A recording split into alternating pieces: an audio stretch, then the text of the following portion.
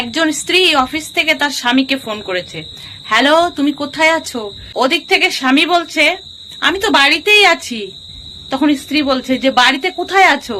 তখন স্বামী বলছে যে আমি রান্নাঘরে আছি। বলে রান্নাঘরে তুমি কি করছো? স্বামী তখন বললো যে রান্নাঘরে জল খেতে এসছি। স্ত্রী তখন বললো, ও জল খেতে গেছো? তাহলে এক কাজ করো তো, আজকে দুপুরের রান্নাটা একটু সেরে রাখো তো, না হলে বাড়ি গিয়ে আমার যা ঝামেলা বাঁধে, একটু রান্নাটা করে রেখো।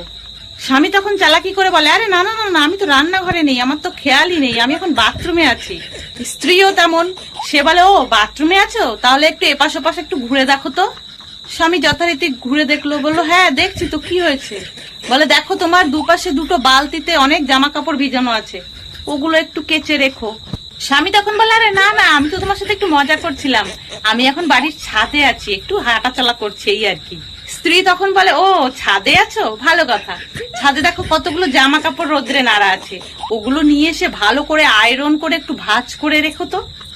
স্বামী তখন বলে, আরে আমি এতক্ষণ যা বলেছি সব তোমার সাথে মজা করেছি, আমি তো আসলে বাজারে আছি। স্ত্রী তখন বলে, বাজারে আছো? আরে এ তো আরো ভালো কথা, কালকে আমার বাপের বাড়ির থেকে আমার বাবা ভাই বোনেরা সবাই আসবে, ব্যাগ ভর্তি করে সবকিছু বাজার করে নিয়ে এসো তো।